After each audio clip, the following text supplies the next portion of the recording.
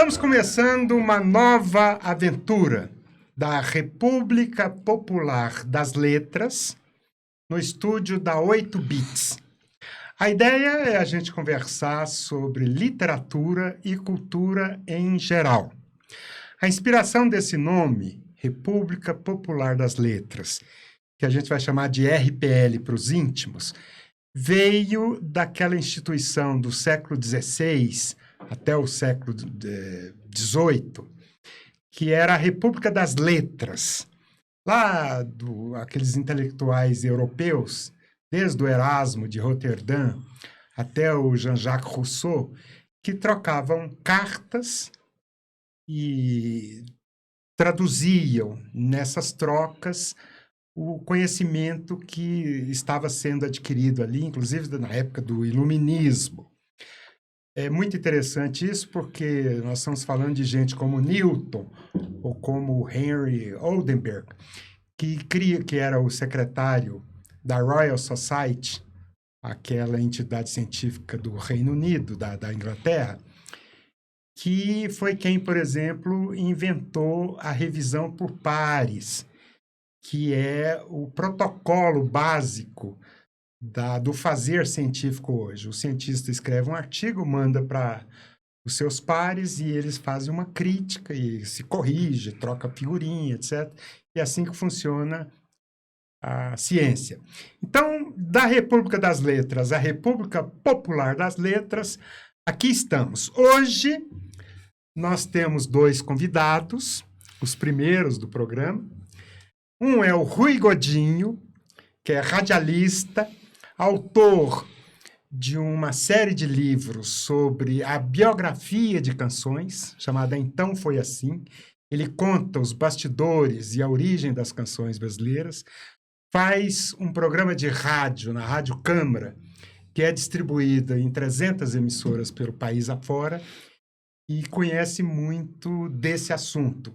O assunto nosso hoje é as letras de música como literatura, as letras de música como poesia.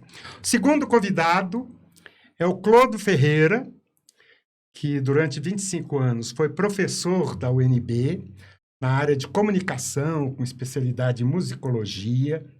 Tem um livro muito importante sobre música e comunicação.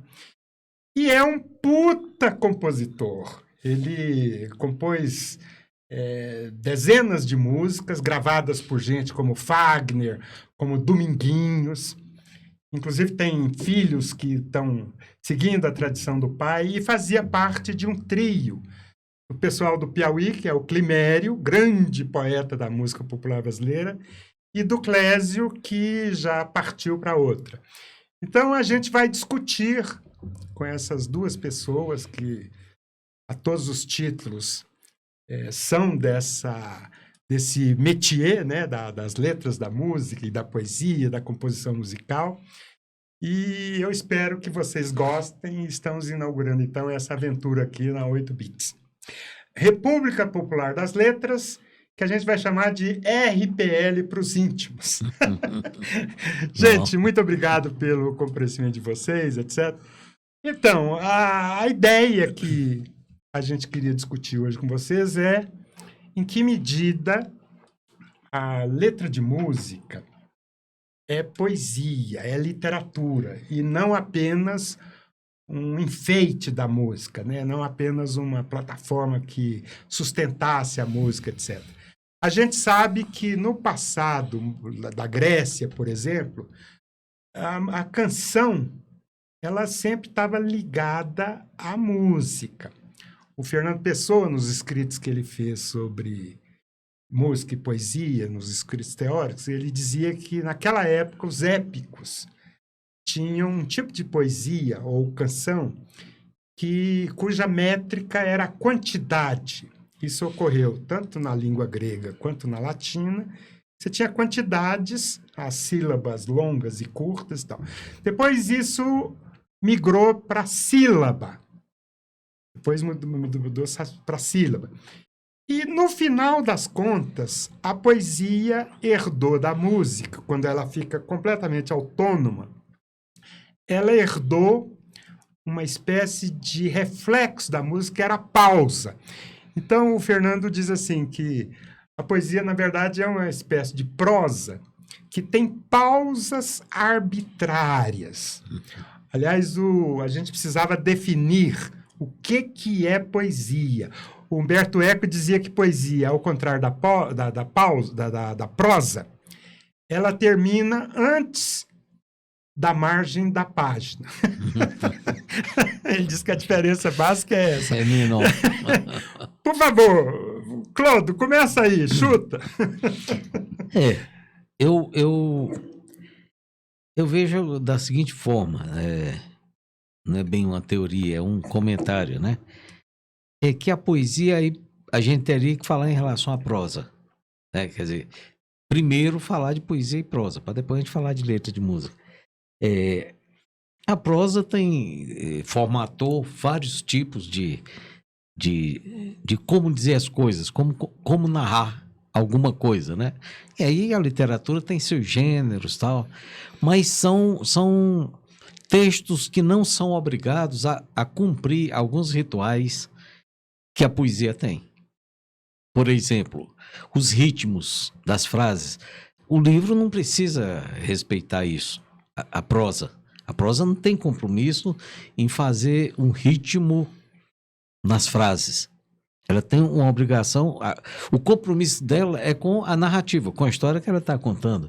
Enquanto a letra de música também tem esse compromisso com narrar alguma coisa, mas tem outros compromissos estéticos, por exemplo, ela tem ritmo, ela tem rimas, entendeu? Ela tem estrofes que se repetem, que na literatura não tem esse compromisso. O livro não precisa de vez em quando fazer um refrão para fazer o bis. Não precisa. A música tem esses componentes. Então, há uma diferença na estética do uso da palavra. Certo. Eu acho. E a diferença que eu acho, independente da questão dos gêneros da prosa, a música, depois a gente pode conversar sobre isso, também tem os seus gêneros, mas não é o principal compromisso. O principal compromisso da poesia, por exemplo, é com esses formatações estéticas, como o tamanho dos versos, né? De que forma ela conta uma história, obedecendo um compromisso sonoro das palavras internos, que não se exige na prosa. A prosa não tem esse compromisso das palavras terem aquele encadeamento e tal, tem encadeamento de ideias. No caso da música, além das ideias, tem que encadear também o som das palavras, o ritmo, a entonação, que são compromissos da poesia, né? Isso eu estou falando da poesia independente de letra de música, a poesia escrita, né? E a poesia escrita, eu acho que ela ganhou, para nós, para a nossa época, nossa contemporaneidade, ela ganhou um certo status, como se ela fosse algo mais nobre do que a letra de música. Certo. Que hoje está sendo quebrado, vai ser um dos temas de nossa conversa. Antes de passar a palavra para o Rui, eu queria ler duas frases de novo do Fernando Pessoa, que ele diz exatamente isso que você acabou de falar. Ele diz assim: a poesia é a emoção expressa em ritmo através do pensamento. Como a música é essa mesma expressão, mas direta, sem o intermédio da ideia. Musicar um poema é acentuar-lhe a emoção, reforçando-lhe o ritmo. Pronto, é isso aí. Em resumo, eu concordo com ele. Porque eu sinto que a poesia, o grande mérito dela, quer dizer, o grande motor que ela tem, Sim, é trazer tudo que ela quer dizer, as emoções e tudo, e botar num ritmo, dentro de uma cadência, dentro de algo que a pessoa acompanhe, não só o texto, mas também a atração de como aquilo é apresentado. E isso é o ritmo. sim, sim. É o ritmo, né? Sim, sim. É isso, Rui? Exatamente, exatamente. Você concorda, Fernando Pessoa, também? Concordo, sim. Concordo. É interessante porque você vê a questão, quando as pessoas fazem uma comparação, a mesma coisa que falar música boa e música ruim, né? Eu tenho as minhas opiniões em relação a isso, já falei diversas vezes em palestras, né? Mas a questão da letra de música e da poesia, né? Como o Clodo falou, essa coisa do preconceito, a letra de música é menor e a poesia é maior, né? Quando na verdade não é não, sabe? Porque a poesia, quando ela é feita, ela leva em consideração somente as palavras, a questão da métrica, do ritmo, né? Logicamente a estética, né? E ela é feita por silêncio. Ela é feita por silêncio, ela sobrevive a qualquer coisa no silêncio. Você pega um poema e vai ler, por exemplo, aqui, eu peguei aqui Fanatismo, que é uma melodia que o Fagner colocou numa letra de Flor Bela Espanca, né, poeta portuguesa. Então, olha, minha alma de sonhar-te anda perdida, meus olhos andam cegos de te ver, não és sequer a razão do meu viver, pois que tu és já toda a minha vida. Né? Então, isso aqui, se você só lê num livro, né, num livro de poemas da Flor Bela, ela sobrevive, ela tem um valor, né, porque ela te passa uma mensagem, mas que ela independe de uma estrutura mais complexa, que é a letra de música. Para você fazer uma letra de uma música, você leva em consideração outros fatores, que o Clodo já colocou alguns aqui, não é? A questão do ritmo, das pausas.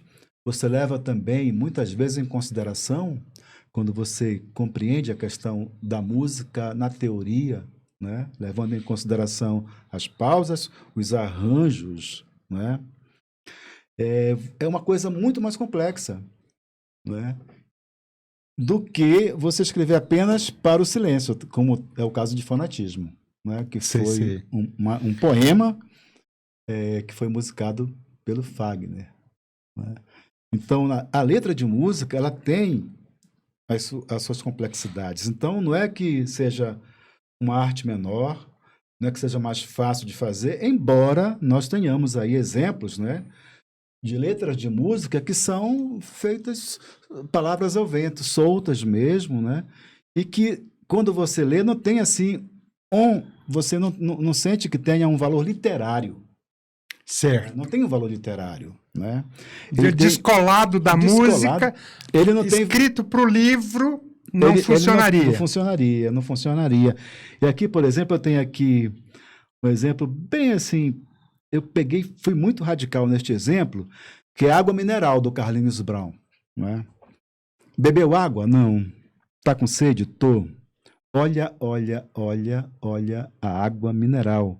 Água mineral, água mineral, água mineral, do candial, você vai ficar legal. Quer dizer, isso aqui, se for colocado num livro, né, não tem valor nenhum. Você sente que não tem valor. Não é descartável. É descartável. Né? E eu não estou atribuindo aqui valores, eu estou olhando friamente uma questão mesmo de pesquisador. Né? E eu vejo aqui, se eu ler isso aqui solto num livro, independentemente da música, que fez sucesso na voz dele, inclusive ele cantou essa música no Rock in Rio e jogaram até um monte de água mineral dele. Então, quer dizer, você vê que não tem, né? Mas aqui no Fanatismo, ela sobrevive ao silêncio. Você vai lê-la, vai se emocionar, né? E ela também serve como letra de música. Né? Sim. Então, é muito interessante essa discussão, porque, como o Clodo falou, não existe uma arte menor quando se faz letra de música. Por exemplo, o Chico, que eu acredito que seja um grande mestre, né? Se você pegar um texto de um poema, por exemplo, Maninha, né? Que ele fala, se lembra do futuro que a gente combinou? Então, se você for ler isso aí num livro, você vai achar estranho, mas como? Lembrar do futuro, né? Na música, por conta da pausa, né? Ela se explica, olha só, você lembra do futuro que a gente combinou, né? Então, na música, utilizando as pausas, né, o ritmo, ela vai nos oferecendo essa série de surpresas, né, como é o caso dessa música, que tem o título de Maninha. Né? Sim. O Chico, ele sempre declarava que nunca compôs poesia. que ele só compôs letras de música. Uhum. Só que quando você lê determinados textos do Chico, eles, evidentemente, eles se sustentam mesmo sem a melodia. É isso que o Rui estava dizendo. E tem algumas coisas que nos surpreendem. Eu estava, por exemplo, quando eu ouvi Tua Cantiga, Uhum. primeira vez, aquilo eu fiquei tão emocionado, etc. Mas teve um determinado trecho lá que eu falei assim, eu conheço isso de outros carnavais. E era exatamente no seguinte verso assim. Entre suspiros, pode outro nome dos lábios te escapar. Mas aí fala assim, mas teu amante sempre serei, mais do que hoje sou. Ou estas rimas não escrevi, nem ninguém nunca amou. Eu falei, eu conheço isso. Uhum. Eu conheço isso.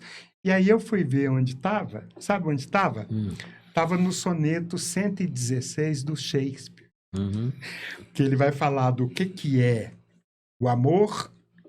E lá no final, ele tem a teoria dele sobre o amor. Ele fala assim, se isso é falso, e se é falso, e se falso alguém provou, eu não sou poeta e ninguém nunca amou. O Chico se inspirou Sim. exatamente aqui. Então, eu falei assim, pô, esse cara, ele não só faz um texto que é poesia, como tem fontes clássicas. Uhum. Não é isso? É isso. Agora, já largamos a prosa para lá, já estamos só a poesia e letra de música, né? Beleza. Então, essa questão da letra de música. A letra de música, por exemplo, eu tenho amigos que ouvem a música a primeira vez e não ouvem a letra. Quando Sei. ele ouve a primeira vez, ele vê o baixo, vê o arranjo, tá legal, o cara canta bem. E a letra vem depois. Em outras circunstâncias que ele descobre a letra. A letra é descoberta depois. Para mim é impossível. Eu, por exemplo, não consigo ouvir uma música sem ouvir a letra. Né? Teve um amigo meu até que um dia disse assim, Clodo, você viu que beleza a letra de País Tropical? Eu falei, sim, vi, porque... Não, porque eu vi agora. Eu sempre dancei, toquei, tudo achava lindo, mas achava umas palavras assim. Quando eu fui ver, coisa linda aquele País Tropical. Ou seja, País Tropical, a letra era como se fosse uma percussão, um ritmo, uma coisa, mas o conteúdo, ele achava que eram umas palavras assim, né? Flamengo, sou Flamengo, né? Tem uma nega chamada Tereza, não tem, ele esquecia o sentido. Ele usava aquilo como se fosse um ritmo de coisas. Quando ele prestou atenção, eu disse, mas é lindo aquilo. Eu falei, sempre foi. Né? Você que não estava ouvindo. Né? Por exemplo, eu não consigo ouvir uma música não vendo a letra. Para descobrir. Eu não consigo, é impossível para mim. E eu tenho amigos que falam com toda honestidade que depois eles descobrem a letra. Olha só. Entendeu? Eles gostam da música, da voz da pessoa e tal. E depois é que ele vai se aprofundar na letra. Então, tem pessoas que ainda separam. Você sabe que uma razão disso está na discussão da música erudita. O Mário de Andrade, por exemplo, ele dizia que a voz do cantor, obviamente ele estava falando do cantor erudito, tem vocação para ser instrumento. Uhum. Então, as palavras, elas têm a letra, ela tem menos importância semântica e mais importância sonora. Então, você separa as letras, você dá uma certa acentuação em certas sílabas, e fica muito difícil entender o que o cara está cantando, porque o que interessa é a voz. Exato. E é muito interessante isso, porque esses dias eu conversava com a Janete Dornelas, a nossa diva Sim. soprano, né?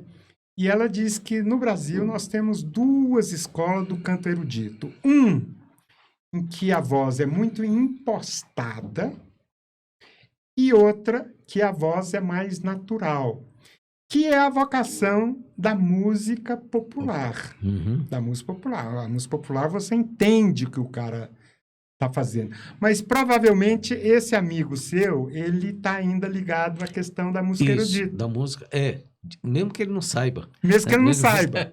Mas, olha, deixa eu te falar uma coisa. Eu não vou lembrar o nome. Se eu soubesse que eu ia falar isso, eu trazia o nome dele. Mas eu assisti uma palestra de um psicanalista francês, que originalmente era músico, e foi para psicanálise, mas se manteve ligado à música. E ele fez um estudo muito bonito sobre o papel do timbre. Diz que muitas pessoas que assistem óperas, eles vão assistir aqueles artistas, eles não estão muito preocupados com desenrolada, eles querem sentir aquele timbre da voz da pessoa. Ele ouve o timbre, aquela voz cortante que emociona. Ele falou, isso é muito mais atrativo para ele do que o resto do conteúdo da ópera. Ele quer ver os timbres. Então ele falou que nos cantores, nos grandes cantores da música erudita, o timbre é muito importante, né? É isso que está sendo ouvido, né? E aí ele juntou o estudo disso, de o que significa essa coisa que é o timbre, o jeito que a voz soa no ouvido da gente e tal. E aí ele falando, eu me lembrando, nós aqui no Brasil sabemos, Roberto Carlos é o timbre. Roberto Carlos, o que lhe cativa ali é aquele timbre que ele tem, não é uma voz espetacular nem nada, mas o timbre é cativante. Tem alguma Chico coisa... é a mesma coisa. Chico é a mesma coisa, tem uma voz que não é uma potência, mas é cativante, né? Então tem essa questão também do timbre, no caso da música. Agora, se essa questão da letra, de música, propriamente dito, né? Eu acho que o Brasil é muito privilegiado. Muito privilegiado. Se você vê as letras de outros países, não estou dizendo que elas não têm a riqueza. Mas, por exemplo, eu vou falar com toda clareza que a música americana é muito bonita. Mas se você for ver as letras, elas são muito próximo de um discurso não poético. Eu liguei só para dizer que te amo. I just call to say I love you. É lindo, aquilo cantado e tudo. Mas poeticamente eles são muito dessa coisa. Eu fui na sua casa e não encontrei. Quando é que você volta? Quando é que você volta? E eles ficam satisfeitos com essa poética, digamos assim, do cotidiano, da normalidade. Tá bom. Eles não têm muita exigência. No Brasil tem. Um país que tem Cartola, Noel Rosa, Chico Buarque. Não é mole, não. Pro cara... Mas eles têm também o Cole Porter, o Hammerstein. Sim, claro que tem. E o Bob Dylan. E o Bob Dylan que vai ser a bola da vez hoje, né? Tá aí. O Bob Dylan vai levar todo o resto da história, né? Mas eu digo assim, a exigência, por exemplo, do brasileiro, eu acho, não é exigência formal. O que ele exige de um letrista de música é só recentemente que se relaxou um pouco isso, né? Menos exigência. Mas se você pensar assim, a quantidade de músico, de letrista bom que tem no Brasil, porque não se cria. Num país como esse que tem esse tanto é normal ser bom poeta, normal que eu digo assim, você pega a música brasileira, que é uma música que tem 100 e poucos anos, se você pegar essa música, você vai ver a quantidade de gente que escreve bem para música, é muito grande. E a gente se habitua a não... Qualidade. A qualidade, é isso. Rui, o que o Claude está falando, eu me lembrei do Vinícius. O Vinícius, quando foi fazer Orfeu da Conceição, em 1954, por aí, ele, que era um poeta clássico, simbolista, né, autor de sonetos, etc., ele havia chegado à conclusão, e declarou isso, que o futuro da poesia no Brasil estava na canção popular. Na canção popular. E ele começa as suas parcerias com o Tom, já ali no Orfeu, né? É interessante essa história porque o Orfeu seria o Geraldo Pereira, o rei do samba. Uhum. Aparentemente ele estava doente, com outro compromisso, não aceitou o convite, e aí acho que, não sei se foi Pedro Nava, apresentou ao Vinícius o Tom. Diversas pessoas se dizem, né, autores dessa proeza. Padrinhos, né?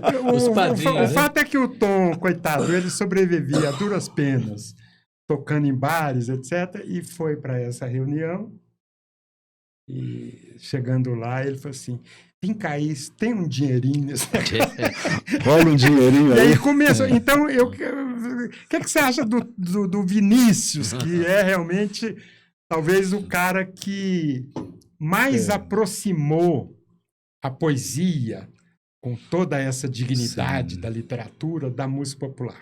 Olha só, o Clodo falou do X do Bahia, né, que foi, a gente considera como o primeiro artista a viver, quer dizer, ele iniciou o processo de profissionalização do artista brasileiro, que ele De vivia qual de a música. época do X? Rapaz, eu acho que A era... primeira gravação dele foi em 1907. 1907. A gravação, então ele já era um ele profissional. já vem do final do século XIX. Ele vinha do circo, né? Exatamente. Depois tivemos Domingos Caldas Barbosa, né, que fazia letras bem jocosas para Lundus, né, que fazia muito sucesso, né, mexia com a sexualidade, mexia... Quer dizer, ele fazia uma crítica a políticos e religiosos, era uma coisa bem interessante, né? Hoje você me permite um comentário sobre ele. Claro. Ele era padre. Exatamente. O Xisto era padre. Não. O Domingos. Domingos o Caldas Domingos Barbosa. Vivia em Lisboa. Lisboa. E Na por verdade, isso que a música veio de lá, a modinha, como se fosse portuguesa, mas era ele, era um brasileiro. era um brasileiro, Olha só. exatamente. Então, logo depois de Domingos Caldas Barbosa, nós tivemos também um grande poeta que emprestou a sua poesia para fazer letras de músicas, né? Que foi o Catulo da Paixão Cearense, né? Que ele escrevia coisas assim completamente muito complexas, né? E o eruditismo muito forte, né? E que foi também um precursor do Vinícius, né? Porque, queira ou não, ele escreveu Luar do Sertão, escreveu Ontem ao Luar, né? E outras que até hoje sobrevivem, né? E as pessoas cantam, né? E foi exatamente o Catulo da Paixão. A partir daí, logo na sequência, tivemos o Vinícius, que eu acredito que foi o cara que disse: olha, gente, vamos lá, esqueça essa história de que não pode se colocar... misturar poesia em letra de música, né? Vamos acabar com esse preconceito e realmente eu acredito, inclusive, que o Clodo, que é um grande poeta, o Climério mesmo, né? Foram nessa onda também. Vamos parar com isso. Né? A poesia não é só para o silêncio, né? E aqui no Brasil, o Clodo acabou de falar que nós temos assim uma quantidade enorme de poetas da música que não perdem a oportunidade de colocar a sua poesia a favor das letras de música, e as pessoas cantam, se encantam, se emocionam. Não é? Nós temos aí, olha, Fausto Nilo, lá no Ceará, ele é aqui em Rufino, em Roraima, Joãozinho Gomes, no Macapá, Rui Barata, um grande poeta paraense, né, que fez músicas com o filho dele, o Paulo André Barata, cada uma... sabe, mais assim, bela do que a outra. Eu tenho 2 exemplos aqui, depois eu vou falar. Nós temos Sérgio Natureza, Fernando Brant. Fernando Brant. Com Milton. O Celso Viafra, um letrista poderosíssimo. Paulo César Pinheiro, não podemos esquecer. O Vanzolini, né? Aldir Blanc. O Aldir Blanc, eu tenho aqui Depois eu vou fazer um comentário sobre o Aldir Blanc. Aliás, já faço já. Resposta ao Tempo, que é uma música da década de 80. É uma música maravilhosa. Ela, gravada pela Nana Caymmi, por exemplo, entre outras, né? E aí, num determinado momento, ele fala assim: respondo que o tempo, ele aprisiona, eu liberto. Que ele adormece as paixões, eu desperto. E o tempo se rói com inveja de mim, me vigia querendo aprender como eu morro de amor para tentar reviver. Eu conheço esses troços. Eu tenho a mania de ficar fuçando essas referências. E aí eu fui descobrir que esse negócio do tempo que se rói de mim, que tá com inveja, né? É do Horácio. É mesmo? O grande poeta latino, na Ode 1:11, em que ele está falando para uma moça ali que É aquele famoso poema do Carpe Diem. Uhum. E aí, num determinado momento, ele fala assim que enquanto conversamos, o tempo, com inveja de mim, foge. E aí ele diz, então aproveita o dia e dê pouco crédito ao futuro, porque sei lá o que vai ser o futuro, né? Então dum loquimur fugeret in vida aetas. Em vida, que é o que se rói de mim, que tá com inveja de mim. Esses caras são foda, né? Eles têm a referência clássica. Tem a referência clássica. Eu queria aproveitar, viu, Clodo, aqui e pedir a sua licença para fazer um elogio ao ACQ. Eu sou um fãzão desse cara. Outro dia numa live, junto com Joaquim Barroncas e com a maravilhosa Márcia Tauil, que eu apelidei de A Voz do Afeto, né? Eu fiz rasgados elogios a essa figura, porque eu acho que dos meus amigos, ele é o maior intelectual de todos os meus amigos. Mas olha só, voltando aqui à nossa conversa, o Clodo fala do Chico, né? E o Chico é absolutamente genial, né? Porque o Chico, rapaz, esse cara, ele domina a palavra, né? Ele é muito culto também, que nem você, né? Ele leu muito, né? Tanto que ele faz essas referências todas, como o próprio Belchior também fazia, né? Eu peguei aqui, de tantas outras, eu trouxe aqui Eu Te Amo. É uma letra que é um poema que sobrevive ao silêncio, não é? Mas também que cantada, ela acaba ganhando uma outra dimensão, não é? Porque quando as pessoas, que nem um amigo do Clodo, vai descobrir essa letra, ele vai ficar completamente pirado e vai passar, se ele já não for um fã, né, do Chico, vai passar a ser. Olha só, te amo. Ah, se já perdemos a noção da hora, se juntos já jogamos tudo fora, me conta agora, como hei de partir? Como se na desordem do armário embutido, meu paletó enlaça o teu vestido e o meu sapato ainda pisa no teu. Como se nos amamos feito dois pagãos, teus seios ainda estão nas minhas mãos. Me explica com que cara eu vou sair. Não, acho que estás te fazendo de tonta. Te dei meus olhos para tomares conta. Agora conta, como hei de partir? Cara, isso aqui, simplesmente, eu trouxe essa letra aqui, eu falei, de tantas, né, letras de músicas que são poemas que sobrevivem ao silêncio, né? Essa daqui é fantástica e o Chico eu considero o maior compositor brasileiro, né, de todos os tempos. Sei. Eu vou introduzir uma coisinha aqui que eu acho que vale a pena, Rui. Lembrando o Eu Te Amo aí, que é uma parceria com o Tom, né? Não é isso? É a parceria com o Tom, né? Não sei, acho que também é é só dele. Não sei. Que é o seguinte, o Luiz Tati, num livro, O Cancionista, ele estuda a fatura das letras de música e classificam as letras em 3 dimensões. Uma dimensão é a dimensão que ele chama da figurativização, que é o discurso que reproduz a fala, que ele considera que é irregular, tem altos e baixos, tem pausas, tem idas e vindas, etc. E, evidentemente, na canção, o cancionista, o cara que compõe, ele reproduz esse tipo de fala. Um exemplo, por exemplo, é o sinal fechado, que 2 pessoas se encontram no sinaleiro, e aí, olá, como vai? Eu vou indo, e você, como vai?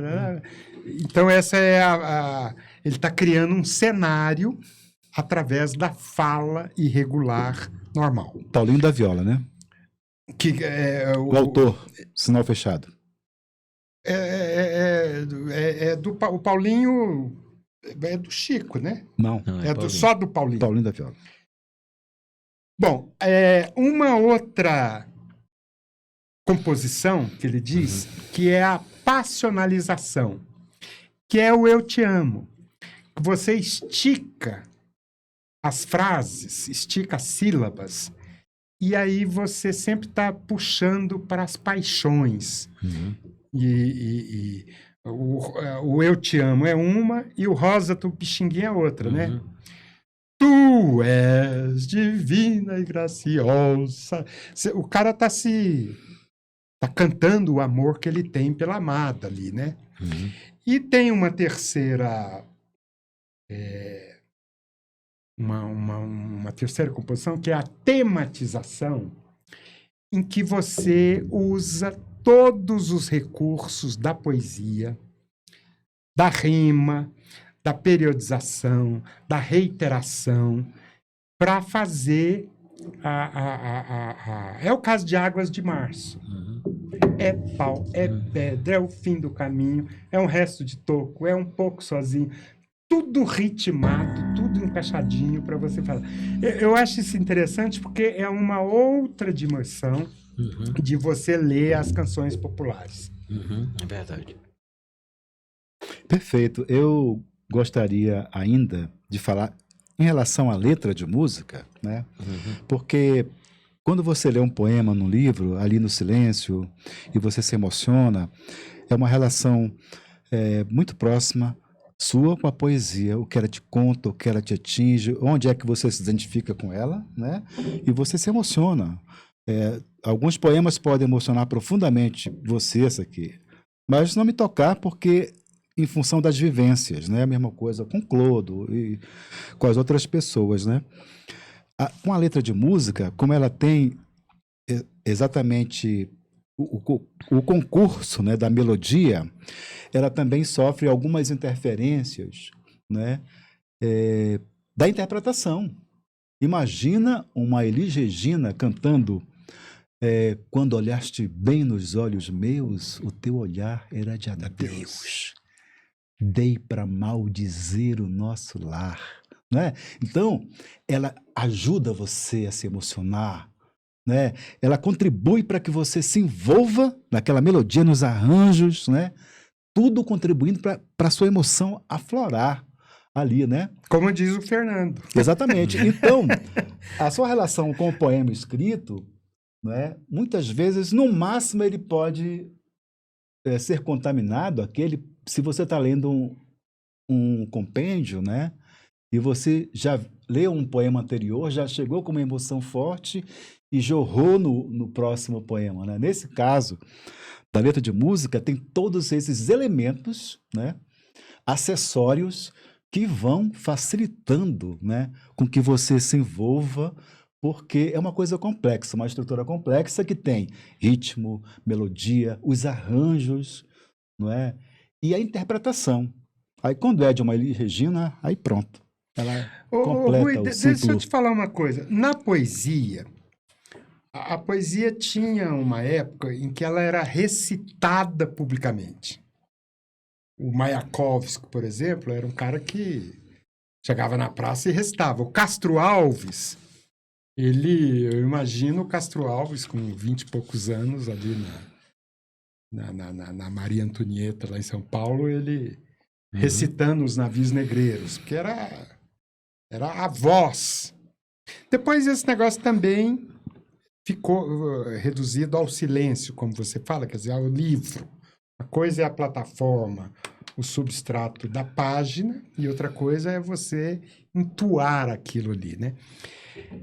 É interessante porque essa tradição da récita é muito forte na poesia nordestina, no cordel, que às vezes tem a música e às vezes é só a recitação mesmo, não é isso? Sim, você vê, seria um outro capítulo, né? Eu acho que a gente falar de cordel aqui, né, Clodo? Seria outro capítulo. Eu considero o Nordeste como o berço da música brasileira. Eu, numa conversa com outros pesquisadores, a gente começou a listar os gêneros, né, nordestinos, e a gente chegou a mais de 30, né? Porque, de repente, forró, shot, baião, não é? Galope, não é? Então, o cordel, Não é? Realmente seria um tema que seria muito interessante. Nós que você temos pudesse- já temos marcado porque é muito com rico. o João Miguel Saltchuk e com o repentista lá da Ceilândia, Uhum. aquele professor, esqueci o nome dele aqui agora, mas já temos uma discussão sobre isso aqui, viu? Vou fazer um comentário sobre o negócio do cordel. O J. Borges, que é gravurista e cordelista, ele esteve aqui e fez uma palestra na UNB, tive a oportunidade de ajudar a montar a palestra e tal, e a gente gravou 2 câmeras, sem nenhuma... A fala dele, deu uma fala de 2h30, a palestra dele. Aí eu ouvi, achei muito forte, aí reduzi essas 2 horas para 20 minutos, dividido em temas. E aí depois a gente publicou um livro lá pela editora UNB com a fala dele, Ah, que ótimo. entendeu? E muito interessante. E ele falando, independente do que ele escreve e do que ele desenha, ele falando é uma coisa à parte, entendeu? Quando eu vi aquilo, eu falei, essa fala, né? Tanto que no vídeo, eu montei um vídeo e um dia ele assistiu, quando terminou, ele falou, Clodo, eu queria agradecer muito os elogios que você fez. Eu falei, eu não falei nada. É uma montagem das suas falas. Ele se sentiu elogiado. Ficou tão bom a fala dele. Poxa, agradeço os seus elogios. Eu falei, não elogiei nada. É só você falando.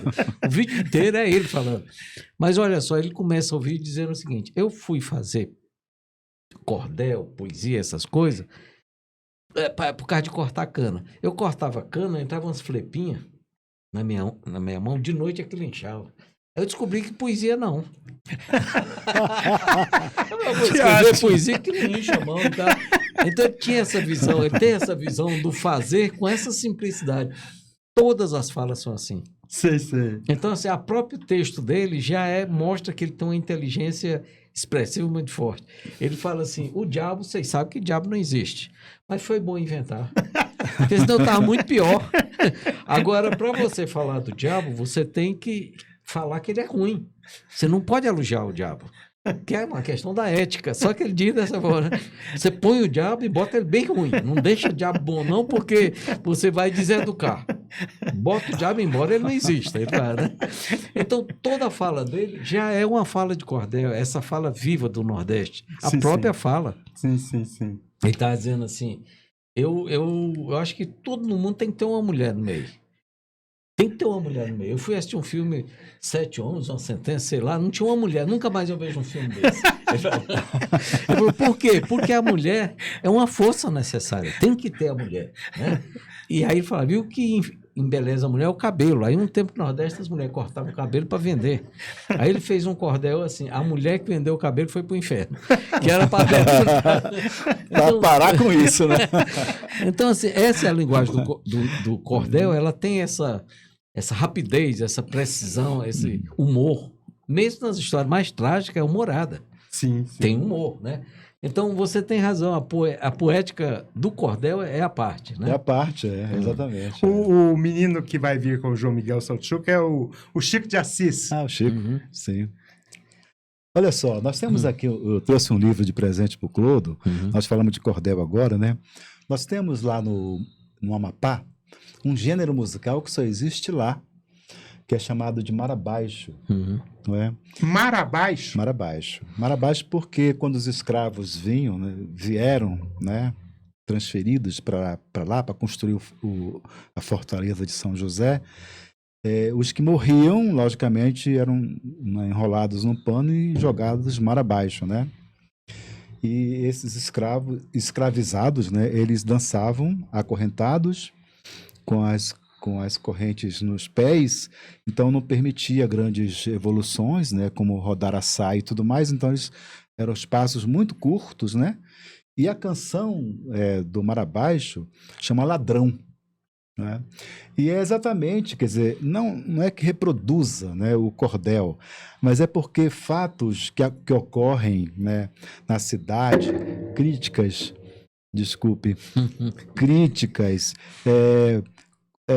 assim, comentários jocosos, né, que aconteciam na cidade em relação ao prefeito, em relação ao padre, né, eles roubam aquele tema e aplicam na letra do Mar Abaixo. E o Mar Abaixo, a canção do Mar Abaixo é chamada de Ladrão.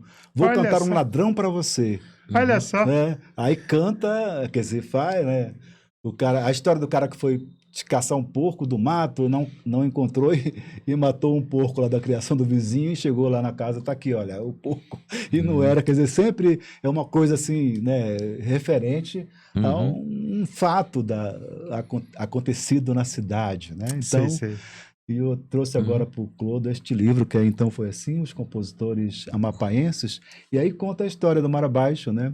Que tem um pouco assim, a ver com a questão do cordel também, e que é um gênero exclusivo, só existe lá, Que coisa. Mar Abaixo. Um comentário que eu preciso fazer é que o Rui Coutinho é considerado o biógrafo das canções, porque ele descobre a origem, a motivação daquela composição e faz pesquisas muito interessantes sobre como é que as principais canções da música popular brasileira foram gestadas, né? Eu acho fantástico esse trabalho de seu Rui.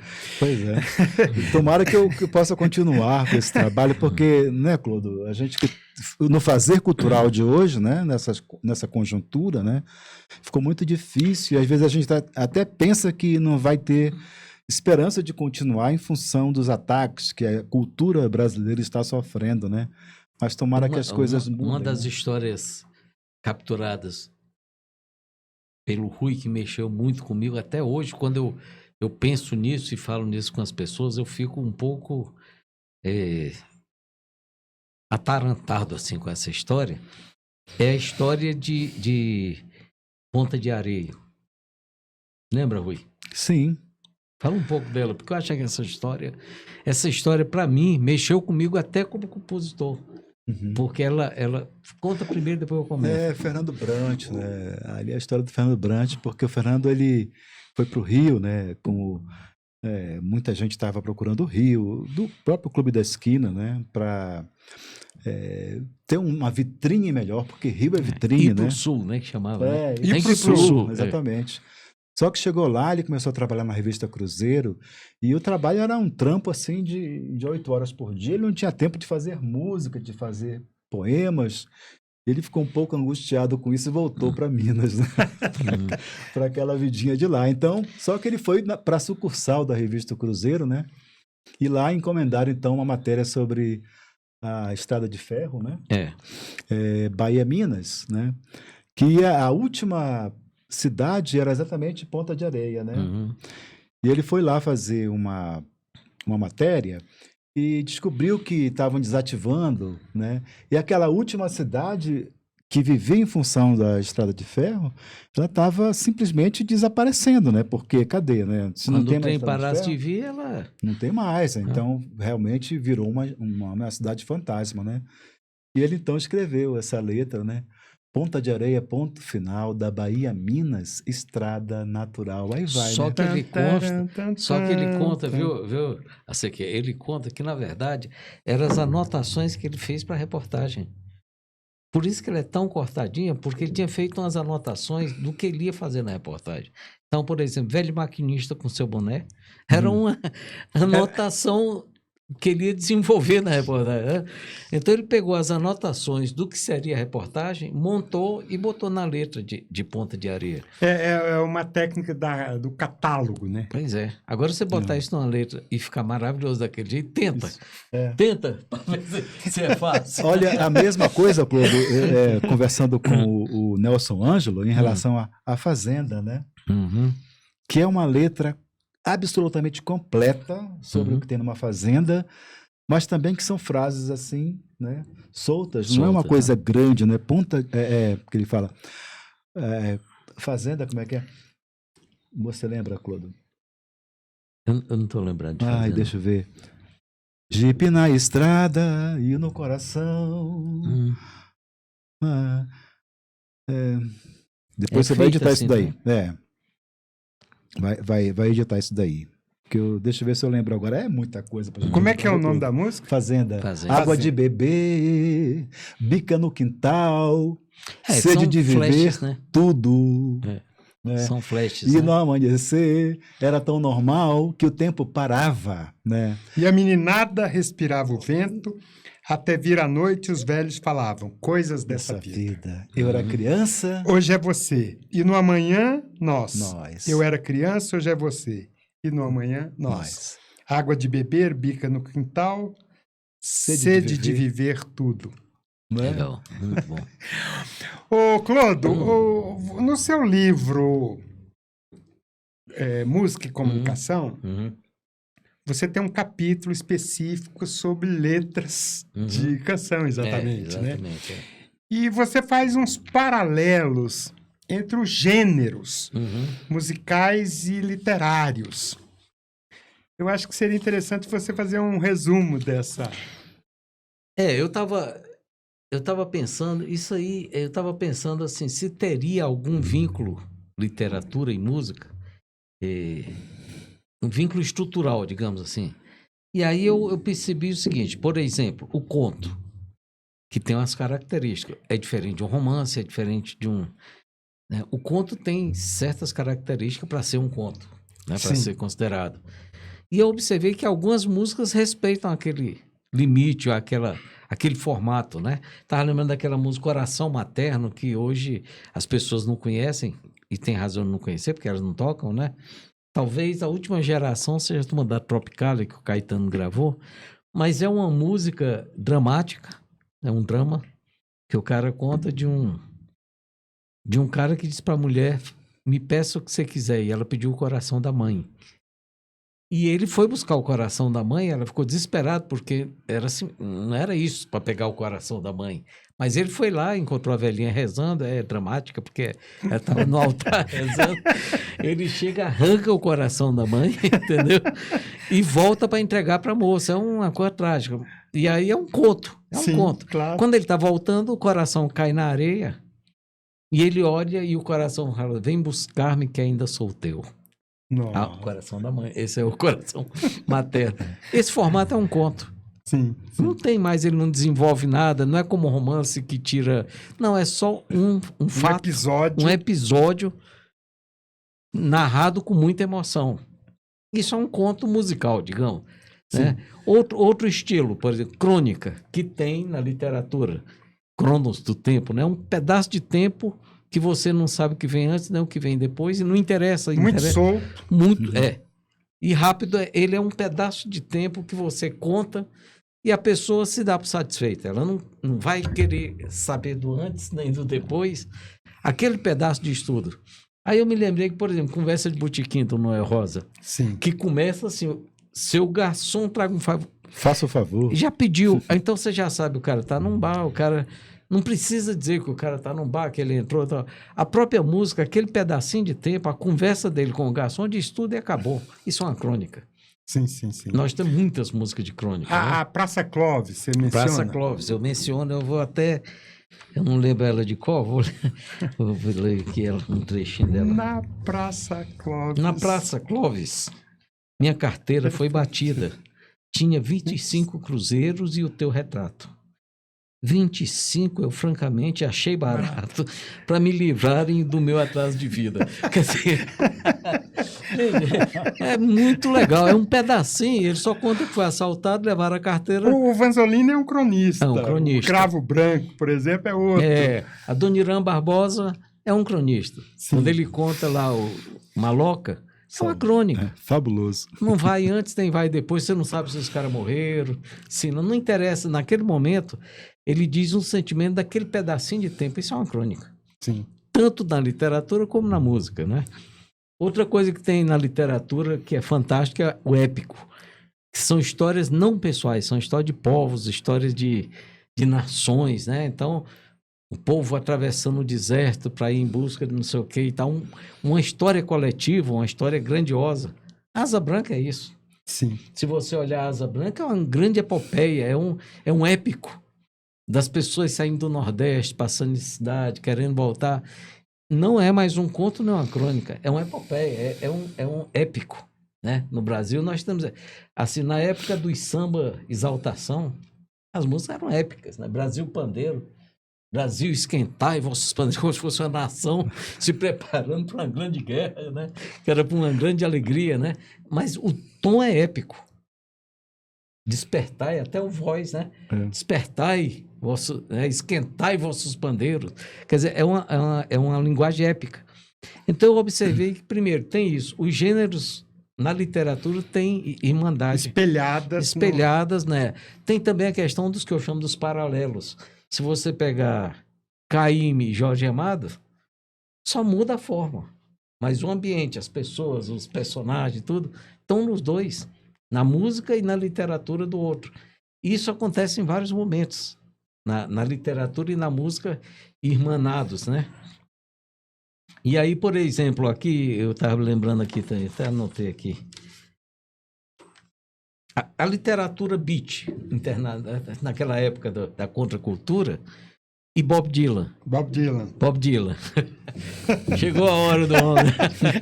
Prêmio Nobel Pois de literatura. Eu acho que hoje nós poderíamos falar dele e lembrar que essa barreira de literatura e música está começando a ser quebrada de forma pública e de forma, eu acho até afirmativa. Quando dão um prêmio de literatura para o Bob Dylan, eles estão dizendo assim, você faz literatura. Não, aceitar o Gilberto Gil na academia. E o Climério agora está na Academia de Letras do Piauí. Ah, é? Ele agora é imortal lá. E o Climério eu acho que muito também, porque o Climério tem 15 livros de poesia escrita em livro. E letras de música várias, né? Então, assim, essa entrada dos letristas em academia, eu acho muito simbólico. Isso tudo aconteceu no quê? Nos últimos 10 anos, 5 anos. Uma revolução. Uma revolução. Isso aí eu acho que quebra um pouco a diferença. Quando você diz que o Bob Dylan ganha o Prêmio Nobel de Literatura, é muito bem dito. E é uma quebra de paradigma. Total, né? É de você... tanto que teve uma grita geral, né? Foi. Quais os livros que ele escreveu? Ele escreveu quais? Tem o quê? Crônicas, né? Não, mas os livros das letras dele são, aliás, são letras mas não foi por causa do Crônicas. Não foi por causa de Crônicas que ele ganhou o prêmio. Não, foi pela obra de letrista de música, não foi nem de poesia. Claro. Isso aí eu acho que coloca um ponto final. E ele mal comparando, aquele tipo de compositor que tem referências clássicas, óbvias. Total. Sempre teve. Como é uma tradição ali nos Estados Unidos, né? O Cole Porter, por exemplo, o Hammerstein, etc. Tem muitos que fazem isso, né? Essa referência, eu acho que ela, digamos assim, ela só reforça. Teve um concorrente do Bob Dylan, que também foi indicado ao prêmio, que era o canadense-americano, o Leonard Cohen, do Hallelujah. Sim. Que é outro... Ele é um poeta fantástico. E tinha uma voz maravilhosa. Maravilhosa. É um poeta judeu, né? Mas é absolutamente fantástico. Morreu recentemente. Foi. Então, com isso, eu acho, com o Gil entrando na academia, o Climério entrando na academia lá do Piauí, o Bob Dylan entrando no Nobel, eu acho que faz com que o letrista passe a ser visto no outro patamar. Eu acho que no outro patamar. Num patamar que, por exemplo, eu sempre deixei esses poetas nesse patamar. Eu estou feliz porque agora eles foram reconhecidos publicamente. Falando do Climério, tem uma música que ele compôs, cantada pelo Ednardo, que é um negócio assim... É uma cena absolutamente trivial de um sujeito que está ali engomando as calças, né? Em São Paulo. É a sujeita, viu? Porque a sujeita perguntou onde você vai com essa calça toda amarrotada. Deixa eu passar essa calça. E aí, num determinado momento, ele diz assim, por que cantar? Parece com não morrer. É igual a não se esquecer que a vida é que tem razão. Porra, Olha, pura poesia. isso aqui é Shakespeare, isso é Pois Horácio, Pois não é? Eu acho. É por isso que eu falo, sabe? Os letristas, né, brasileiros, eles não perdem a oportunidade de colocar a sua poesia junto com a música, né? A serviço da música. O Climério, por exemplo, ele está escrevendo agora quase que diariamente um poema e põe na internet. E as pessoas põem música e depois avisam para ele, entendeu? Que é uma coisa interessante que eu acho, é você nem desenvolver a parte. Você põe, alguém vê, põe música e avisa para ele, eu botei música e tal. E aí está sendo uma produção muito grande dele atualmente, essa produção diária. Olha só. E é diário, ele escreve todo dia, tem 1 ou 2 poemas dele lá. E as pessoas musicam em vários locais diferentes. Aí avisam para ele, ó, botei a música, às vezes gravam, põem na internet. Que é uma coisa bem dinâmica, bem... Né? Agora, eu acho que tem uma geração aí, todas as gerações têm grandes poetas, mas eu acho que teve aquela geração ali daquela nossa época do Clube da Esquina, né? Do Nordeste tinha muita coisa poética ali. Eu acho que ali teve uma rodada muito boa de letrista, né? Quando você começou até a falar que o Abel Silva é um... Grande E poeta. aí eu incluo nesse pacote, eu incluo o Climério. Sim. E me incluo o Clésio Sim, também. claro. A nossa irmandade ali, eu acho que se inclui naquele momento em que a letra de música tinha um valor muito grande. Uhum. Né? Não era só a música. As Perfeitamente. letras tinham um papel na comunicação daquele conjunto ali. As pessoas gostavam muito das letras, as pessoas... Mas gostava das ideias também. Das ideias. Ideia e emoção. Isso, Então, E aí, diga. Clodo, desculpa eu te interromper. Você vê, as pessoas costumam fixar muito na vitrine, né? Rio, São Paulo, como o Clodo acabou de falar, o pessoal ia para o sul, né? Como o pessoal do Ceará foi, né? Para o sul, o pessoal do Clube da Esquina também foi, né? Mas nós temos, assim, preciosidades fora desse eixo, como no caso do Piauí mesmo, né? O Clodo, o Clésio, o Climério, como nós temos... em Macapá eu falei do Joãozinho Gomes, que é fantástico o trabalho desse cara, que as pessoas que estejam nos ouvindo agora, que procurem a obra dele, né, na internet.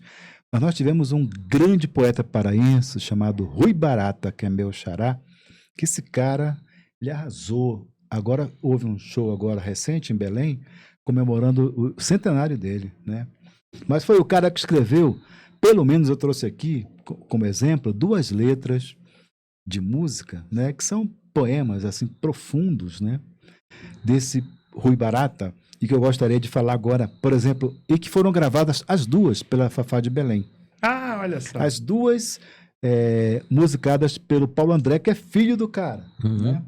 Então, uma foi assim como um resto de sol no mar, como a brisa na praia-mar, nós chegamos ao fim.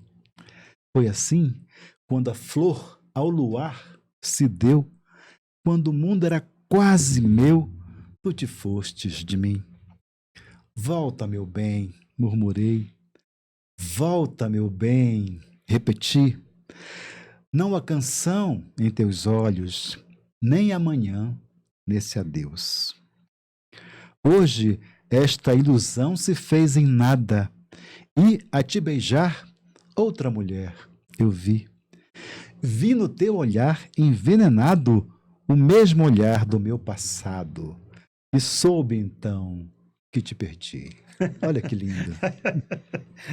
Muito bom. Rui Barata. Rui Barata. Você tirou o título da sua coleção desse poema, então foi assim? Não, na verdade, olha só, né, Clodo? Eu trabalhando na Bravídeo, na 307 Norte, né?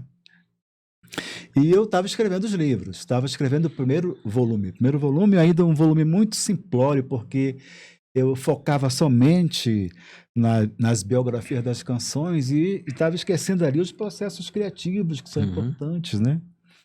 E também as particularidades das relações de parceria, né? Sei. Então eu escrevia um texto, aí Eduardo Rangel chegava lá, oi, tudo bem, passando aqui, vindo feitiço, tá, aí passava aqui, Aí eu falava, dá uma lida nisso aqui. Aí liam e falavam, poxa, interessante, cara. Pô, então foi assim que... né? E eu não pesquei da primeira, não, viu? Aí foi o Deraldo Goulart, da Rádio Senado, lá pegar discos, que eu divulgava músicos independentes, né? O Deraldo Goulart, da Rádio Senado, tem um programa chamado Brasil Regional, ia pegar os discos lá, a mesma coisa o Alcibiades Muniz, né? Também da Rádio Senado. Aí eu, leia isso aqui, Deraldo. Aí ele lia, que interessante, olha só, então foi assim, cara? Poxa. E isso foi martelando na cabeça, martelando. Quando foi um dia almoçando lá perto, né, da Abra Vídeo, na 307 mesmo, eu comecei a lembrar do título. Quer dizer, eu lembrava que as pessoas falavam, pô, então foi assim? Então foi assim? Eu falei, tá aí. E eu estava procurando este título, cara. Olha que coisa. E achei exatamente nos comentários dos amigos, né? Ô, Rui, tem um outro letrista, assim, compositor, que eu acho fantástico, porque tem imagens, assim, muito poderosas e com vinculação à África, que é o Chico César, né? Chico César, maravilhoso, né? O grande Chico. A gente, eu estive lá em João Pessoa para entrevistá-lo, ele como secretário de Cultura, né? Ainda como homem público, né? E falando com data de validade, tem data de validade, não pode continuar, né? Ele falava isso, né? Maravilhoso também, fantástico, né? O trabalho dele. Esse cara, ele trabalhou na Editora Abril, em São Paulo, foi vendedor do jornal Movimento, e então tinha uma formação assim, muito forte naquela época ali, da década de 70, final da década de 70, etc., né? E eu acho, assim, absolutamente interessante músicas como Mama África, né? Que fala da leitura, né? Da mão, por exemplo. E aí ele faz essas relações, assim, muito ricas com a literatura também. Eu acho que é muito interessante, muito interessante. Agora, eu tenho uma coisa, considerando que todo mundo acha o Chico o maior, eu acho que não faz falta se ele não for maior para mim. Eu acho que Não! ele está bem servido. Eu acho. Ele é Orconcu. Sim. Pode faltar um voto, né? Claro que eu acho ele genial, mas a pessoa que mais me impressiona como autor de letra, mais do que o Chico, embora o Chico para mim seja, né, total. Mas eu acho que o Cartola me impressiona muito. Ah, esse é um Entendeu? príncipe. Então, isso é que eu acho. Eu acho que ele tem uma... Não é só a questão da formatação das frases. O modo de pensar dele é muito generoso, é muito humano. E a delicadeza também. A delicadeza. Ele diz coisas que ninguém diz sem magoar o outro. Então, o Cartola é um desses... Você sabe que, às vezes, eu olho assim para o panorama desses compositores e a gente descobre príncipes. Sim. Nesse sentido, que a gente tem uma certa tradição. Um príncipe, outro príncipe, por exemplo, é o Paulinho da Viola. Sim, sim. Mas o Cartola é exatamente Cartola, isso. Eu acho que ele é... Eu até me lembro, fabuloso. Quando eu vi o filme sobre ele, eu fiquei incomodado. Porque como eu achava ele acima da média, e o filme colocava ele numa tradição do morro, dos grandes... Eu não vejo assim, eu não vejo Cartola junto com muitos bons compositores do morro. Eu não via ele assim. Ele foi parceiro do Noel. Meu amigo, pessoal. Diz que o Noel bêbado tomava banho na casa dele, né? Então, assim, mas eu achava que ele tinha um modo de pensar, poeticamente, diferente e acima da média. Sim. Entendeu? Todo mundo tem seu estilo, mas ele tem algo que eu não sei definir propriamente o que é, mas eu coloco o raciocínio dele, a clareza com que ele fala as coisas, acima da média. Aí se eu tivesse que dizer qual o letrista brasileiro que você mais admira, eu diria o Cartola. Olha só. Não só pela estética, pelo que ele escreve, mas pelo modo que ele pensa, que a letra demonstra. Sei. Ele diz coisas que ninguém é capaz de dizer. Desde o começo, daquelas mais antigas, todas elas, ele diz coisas que as pessoas têm dificuldade de dizer. E ele diz com toda né? Com uma delicadeza naturalística, né? Total, você não pode ficar achando... A pessoa não fica com raiva. As pessoas com quem ele diz aquelas verdades, por mais cruéis que sejam, elas são ditas humanamente. Isso faz dele um poeta diferente, eu acho. Quer ver um exemplo? Tive sim outro grande amor antes do teu. Tive sim. Olha só que coisa, né? Você falar para uma pessoa que você está vivendo com Só ela. ele que pode falar. Qualquer outro apanha. E vou parar porque não pretendo te magoar. Essa que eu digo que faz dele um compositor diferente e melhor. E o Orestes Barbosa? Sim. O Orestes, eu tenho uma admiração por ele porque...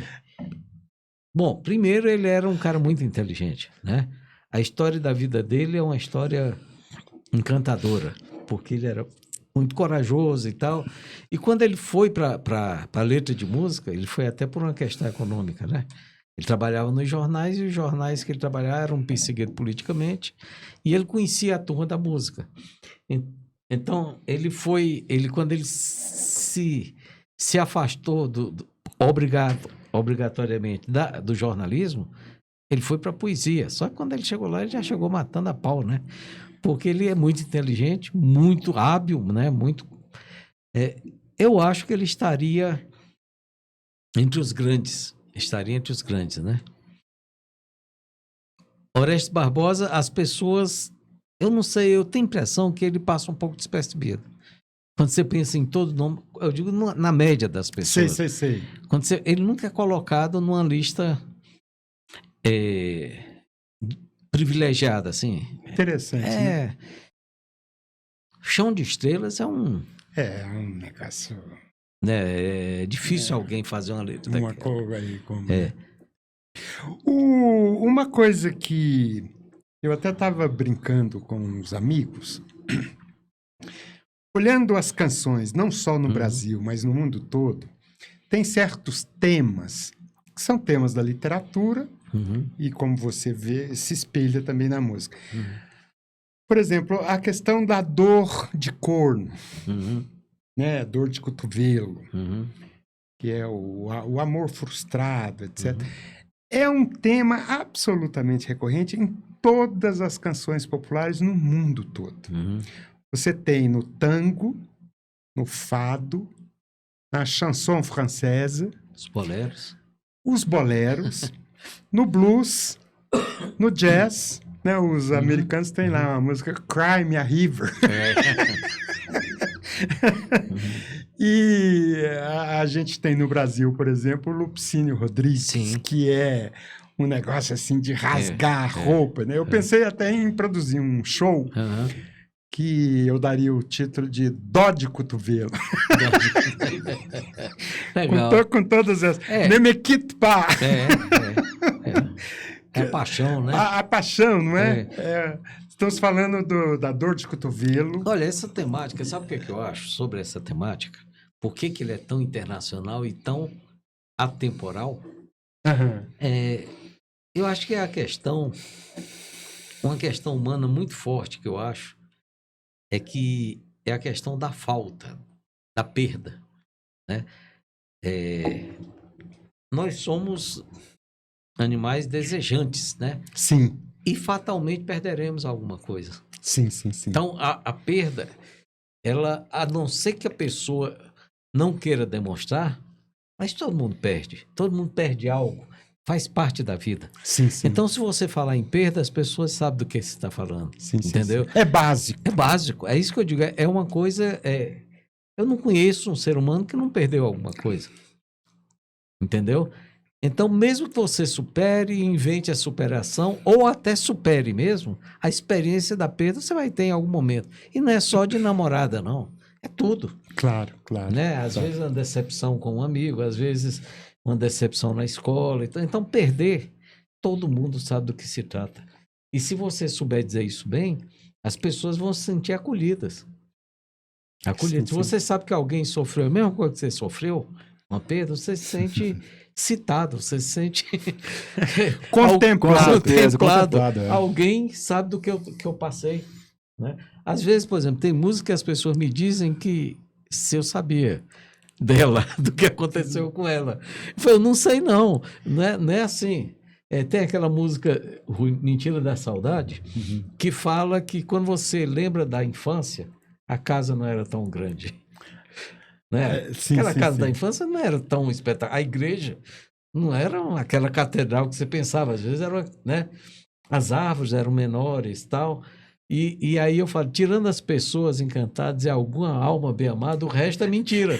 A lembrança, a saudade, ela é ampliada. Sim, Ela sim, mente sim. pra gente. Sim, sim, Mente sim. é um modo de dizer, brincadeira. Eu fui feliz e não sabia. Não sabia. Quando você chega lá, não era aquela grandeza toda. Poesia pura. Aí as Né? pessoas... A serviço da música. Chegou uma pessoa para mim e disse, você conhece o Sul? Eu falei, nunca fui lá. Conhece a cidade tal? Não, porque você descreveu a minha infância na cidade. Eu falei, não, eu não conheço e nem preciso conhecer. Eu descrevi um sentimento em relação àquelas coisas que a gente viveu. E quando veio diferente, teve um amigo meu que falou assim, quando eu ouvi essa música, eu lembrei que eu estava estudando na Espanha e tinha uma ruazinha que tinha uma praça que a gente ficava bebendo à noite. Lindeza de praça, maravilha. Voltei lá, Claude, mal passa um carro. É um bambolezinho assim, insignificante. E que ele lembrava como sendo uma praça legal, espaçosa e tal. É porque a vivência daquele momento faz com que aquilo tenha uma dimensão Sim, sim. Sim. que não é do local, é do seu sentimento. Sim. Então, se você fala desse sentimento, as pessoas sentem... Esse rapaz do Rio Grande do Sul falou, Claude, quando eu ouvi essa música, eu falei, Claude, conhece minha cidade? É isso mesmo, eu voltei lá, a casa era pequena, entendeu? Tinha uma avenida, a avenida não era tão grande e tal. Aí eu falei, então é isso, porque às vezes é isso que a música faz. Ela fala de uma coisa que você não tem nem coragem de dizer. Pois as pessoas têm dificuldade de dizer assim, minha cidadezinha era muito ruim, entendeu? É difícil, é doído. Aí quando alguém libera, você é mesmo, não era. Então a pessoa se sente liberada. Eu acho que mesmo nessas perdas românticas tem um pouco disso. Quando a pessoa conta aí a pessoa sente, não, é isso mesmo, eu já sei o que é isso aí. Essa comunicação humana, eu acho que ela funciona nesse nível. Quando você fala de coisa que todo ser humano sabe o que você está falando, Sim, sim. a pessoa gosta. E a música popular, ela reflete Nossa Senhora, muito. esses elementos básicos da vida humana, né? Essa Que moça... são os temas clássicos da literatura. É Marília, essa que faleceu num acidente de avião, que estava crescendo. Eu estava vendo uma música dela que ela canta e a multidão entra em alfa, em êxtase, que ela falando que um cara fez ela sofrer e ela ia fazer outra pessoa sofrer e todo mundo vai sofrer nessa bagaça. As pessoas cantavam aquilo com emoção tão forte. Diziam, qual é o valor disso? É isso, é que ela autorizou as pessoas a dizerem isso em voz alta, né? A catarse, né? A catarse, a música tem um pouco esse papel de nos unir às outras pessoas através daquela observação que você diz, eu também sinto isso. Isso aproxima muito. Você se identifica. Total. Então, E a música, Clodo, complementando, né, o que você está falando, ela tem também o poder de transformação. Né? Sim. Tem uma música do Felipe Cato que ele fala assim, que nesse dia ele acordou, despiu a roupa daquela pessoa servil, né, dependente, e resolveu dar um basta naquilo e ir embora para uma vida nova. Né? E foi quando ela começou a ser feliz, que ela passou a ser independente e acabou. Perdeu o medo, e isso numa relação amorosa, né? E ele estava cantando isso num show, e uma pessoa chegou para ele e falou, olha, eu vim aqui te dizer que eu vi essa música, você cantando, né? E eu fiz a mesma coisa, né? Eu acabei uma relação que era absolutamente tóxica, né, em que eu sofria muito, e eu nesse dia que eu ouvi a sua música, eu despi aquela roupa de mulher servil, né, de dependência da minha relação, dei um basta naquilo e hoje eu sou independente, frequento os locais culturais que eu sempre sonhei frequentar e dei um basta na relação, quer dizer, foi a partir de uma música que ela ouviu, né, e que ela se transformou. Agora mesmo, acho que foi antes de ontem, o Beto Dourá mandou para mim uma matéria de uma revista que falava de pessoas que foram entrevistadas na cidade de Lumiar, no interior do Rio de Janeiro, na Serra, né? Que muita gente se mudou para Lumiar a partir da canção do Beto Guedes com Ronaldo Bastos, com a letra do Ronaldo Bastos, elogiando aquela cidade, falando do quão bom era viver ali, né? Que era um paraíso, tá? As pessoas ouviram aquela música e se mudaram para Lumiar, e tem gente que se conheceu lá, casou lá, constituiu família lá, mora até hoje lá por causa da música Lumiar. Olha só que coisa interessante. As ideias de vez em quando movem as pessoas, né? E com emoção mais ainda. Então, gente, o que mais que podemos falar? Primeiro, pedir perdão para todos os outros grandes poetas, letristas que não foram citados aqui. O Clodo foi buscar o Cartola, eu não tinha ainda citado o Cartola, mas tem tantos outros, sabe, poetas maravilhosos da nossa música, né? O Paulinho Mosca fala que o que diferencia, né, o trabalho de um e do outro são só os vividos, né? Mas você vê as experiências fantásticas compartilhadas nas melodias, nas letras, né? E que a gente tem acesso, rapaz, é um manancial fabuloso de melhorar a autoestima de qualquer brasileiro. Eu sempre falo, gente, olha, se nós observarmos a qualidade estética, a qualidade das letras, a profundidade poética das letras das músicas brasileiras, nós temos, assim, uma grande razão para ter orgulho, sabe, da nossa música, como o Clodo falou no início deste programa. Eu diria a você que não só brasileira, né? Nós também somos os principais na Argentina. O principal parceiro do Gardel nasceu no Bexiga. O Alfredo Lepera. Olha só, eu queria... Esse negócio do Bob Dylan, eu tenho no quarto, onde eu tenho um quartinho que eu faço música e tudo, e tem uma foto, eu mandei ampliar uma foto do Bob Dylan. Ah, que ótimo. Agora, o que eu admiro do Bob Dylan, além de toda a obra dele, tem um aspecto que eu queria levantar aqui, que tem a ver com a capacidade dele de fazer letra. O Bob Dylan é um artista que nunca pediu desculpa. Eu nunca vi o Bob Dylan se arrependendo, dizendo que fez uma coisa errada e tudo. Nunca vi ele explicando uma música, dizendo, eu fiz porque não sei o que e tal. Nunca vi explicando um movimento estético dele. Tem um vídeo que, se vocês verem, vocês vão, não sei se vocês já conheceram, foi uma entrevista que ele deu em 65, entrevista de uns meia hora, 40 minutos, que eu acho perfeita, assim, a fala dele, que são os entrevistadores que estavam encantando ele, porque ele tinha largado a música folclórica, né, o folk, de protesto, e montou uma banda de rock. E as pessoas não aceitavam aquilo. Era uma traição mundial. Ele traiu a música de protesto e a música simples de violão, aderindo ao rock e fazendo...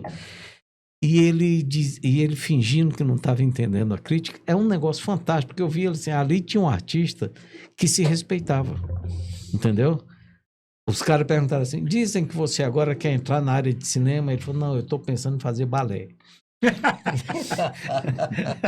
Ele respondia com esse sarcasmo, mas ele estava defendendo assim, eu não vou explicar a vocês qual é o meu projeto, né? Nesse disco novo tão odiado tinha Like a Rolling Stones, que eles nem ouviam por causa da raiva dele ter traído aquela coisa, né? E então esse aspecto eu acho que fez dele o grande letrista mundial.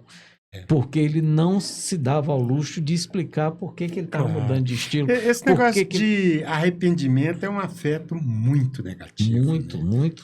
Pessoas dizem, não, é porque tal. Ele fica mudando de estilo, mudando de coisa e não explica. Claro, ele não explica. Claro. Entendeu? Mas é preciso ter muita força interior. Eu acho que o artista, ele não tem que explicar. Quem tem que explicar é o sociólogo, o antropólogo, né? São os estudiosos. O artista, ele fala com a arte. É o que ele faz. É o que ele faz. Agora, ele para mim, por isso que eu tenho uma foto enorme dele, é porque é o seguinte, ele lembra o tempo todo assim, não preciso explicar, preciso fazer. Exato. Preciso fazer. Porque como é que ele ia explicar? Teve uma vez, até no filme sobre ele, no documentário, diz que teve uma hora que o Rambaís perguntou para ele: você vai largar mesmo esse negócio da música de protesto? O que você quer? Ele falou: eu quero ser um Frank Sinatra. Tipo assim. Aí até ele agora com 80 anos gravou um disco só com o repertório do Frank Sinatra. Claro. Entendeu? Mas eu entendi o que ele queria dizer. Eu quero entrar na aventura da música normal. Fly me to the moon. Exatamente. Então, assim, ele me parece um bom exemplo de Integridade. Integridade. E um letrista fluente por isso. Porque ele vai fazendo, vai fluindo, vai fazendo. Então, assim, é nesse aspecto, principalmente, que eu admiro muito. Eu acho que ele é um símbolo. E quando ele entrou no Nobel, eu acho que ele inaugurou para todos nós, abriu a porta do reconhecimento literário. Sim, sim. E nem foi buscar o prêmio, você soube, né? Ele foi depois, né? Mas no dia lá... Não, ele esnobou. Esnobou. Que eu acho que era um pouco... Snobel. Ganhou o primeiro prêmio Snobel, né?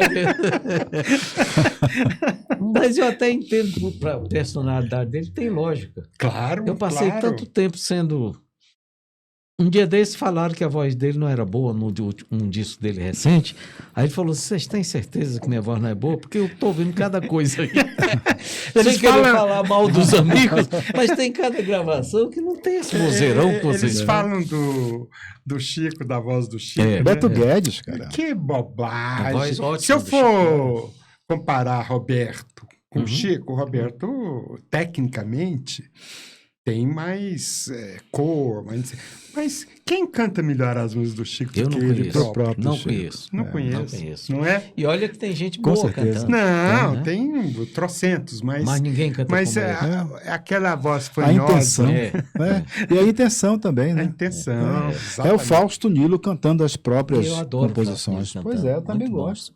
Muito bom. A autenticidade, né? O cara sentiu aquele sentimento que ele está passando exatamente na hora que ele fala, né? Exato. O Chico realmente tem uma canção do Chico com música do Jobim que eu acho assim uma pérola tanto da literatura quanto da música, que é o Imagina. Uma valsa que o Tom teria gravado como exercício da professora de piano e que o Tom achava que ninguém poderia fazer uma letra para aquilo. E o Chico faz. E é um negócio tão interessante, tão atual. Eu estou dizendo isso porque... ali o menino passa debaixo do arco-íris e vira moça. E volta. E vira rapaz. Então, ele está falando de temas muito atuais já naquela época, que faz parte do folclore brasileiro, etc. Né? E tem umas construções assim tão fantásticas do ponto de vista literário que é realmente sublime, né? Sublime. Nós temos aí, eu tenho, por exemplo, eu que vivo aí nessa lida de pesquisa da música brasileira, né? Coisas assim, fantásticas que me encantam profundamente, né? Por exemplo, falei aqui ainda agora de um dos letristas que eu considero assim um grande letrista, né? Um grande poeta também da música brasileira, que é o Celso Viafra. O Celso Viafra colocou letra numa melodia do Ginga, é uma melodia cabeluda, que é de menor. Violão, né? De menor. E o Ginga falou, olha, Aldir tentou colocar letra, não conseguiu, é muito, sabe? Picadinho. Difícil. Picadinha. E o Celso falou, não, eu coloco. E o Celso falou, jamais perderia a oportunidade de ser parceiro do Ginga.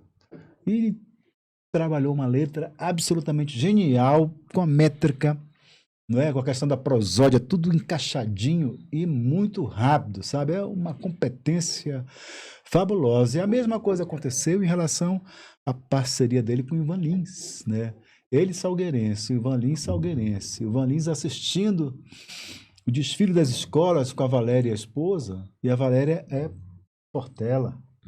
Né? E a Portela passando, e a Valéria emocionou, chorou, os olhos brilharam, né?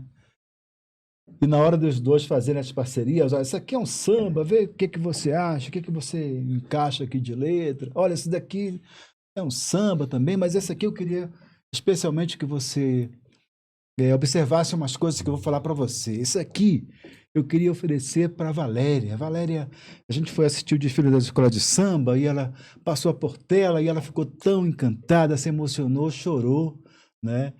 E eu queria que você fizesse exatamente falando na Portela. E ele, pô, mas Ivan, você não é salgueirense? Sou, eu também sou, mas pô, como é que eu vou fazer um samba para Portela, cara? Eu vou perder minha carteirinha de compositor, da aula de compositores, né? Mas não vou perder a parceria. Uhum. O Paulinho fez isso também, né? Uhum. Foi, exatamente, com a Mangueira, né? Sei lá, Mangueira. Aí Celso volta para São Paulo, depois de ter encontrado com Ivana, e falou, por que eu vou fazer, né?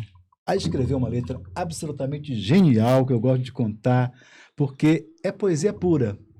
Eu vi na passarela, refletida na luz dos olhos dela, e na tela do olhar da minha amada, emoldurada passava a Portela.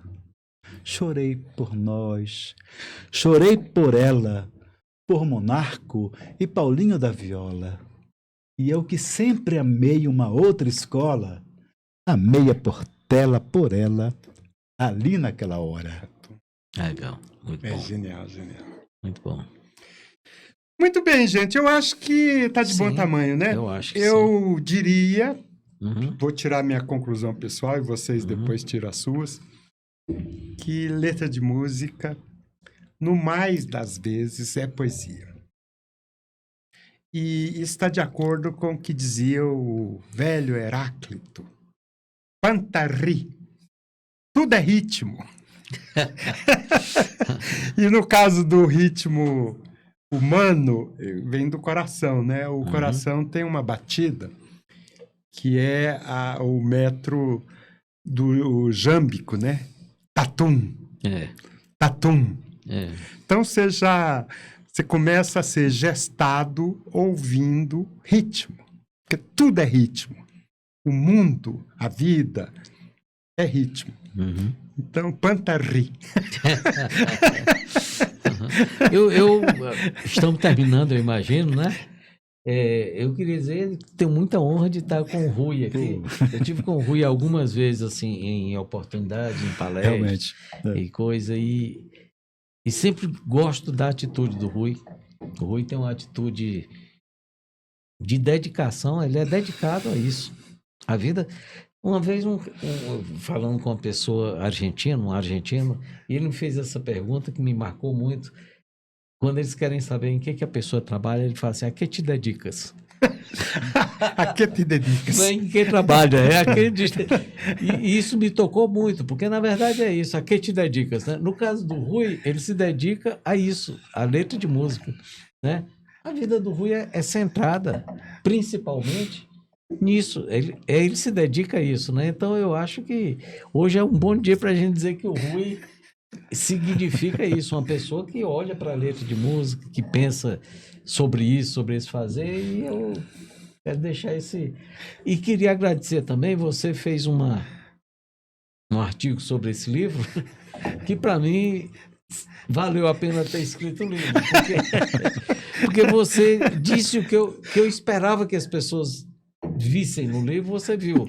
Então, eu queria que legal. te falar que... No Guia Musical de Brasília. Os elogios que você se referiu no início.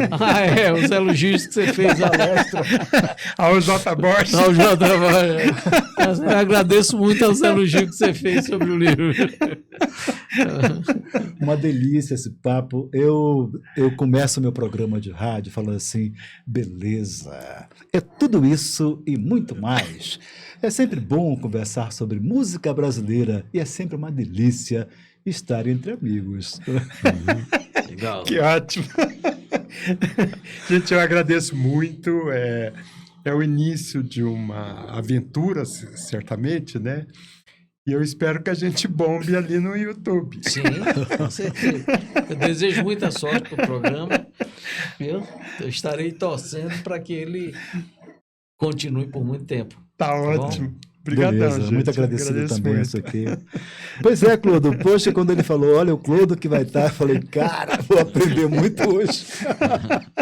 Essa questão de gêneros, né, da Pô, isso música, como ele é- falou, né, É. muito interessante. Vamos repetir essa dose, né? Sim, dá uma rodada aí, depois A gente volta e... Essa aqui, eu queria, inclusive, fazer uma provocação para você. Quando o programa estiver na sua versão 50 aí, por aí, trazer o Clodo para falar sobre marcha rancho. Olha que delícia de pesquisa que o Clodo tem, que para mim é um desafio de fazer uma hora um grande espetáculo com o Clodo contando a história, né, da marcha rancho e cantando, né, com uma banda, né, as marchas ranchos mais assim significativas que esse Brasil, né, gerou, né, criou. Ah, né? vamos fazer, pô. É Vamos muito fazer. linda essa pesquisa. Eu preciso, inclusive, de muitas Temas, sugestões, Sugestões, temas, né? Esse ano nós temos os 100 anos do Saramago, Uhum. não é? Temos os 100 anos do Ulisses, do Joyce. Estamos retomando a comemoração lá no Sebim Legal. e estamos comemorando aí os 100 anos da Semana de Arte Moderna, né? Discutindo, botando numa perspectiva mais crítica. Uhum. E, enfim, esse ano tem coisas tão interessantes. A inauguração do rádio, a primeira transmissão do rádio, o marco da Pedra Fundamental de Brasília, que está lá em Planaltina, os 18 do Forte. Não, tá bom. É um ano Pauta assim. tá boa. Tem muita coisa que a gente pode discutir, viu? Eu acho Então. que pode ser muito legal. Obrigado. Obrigado a você.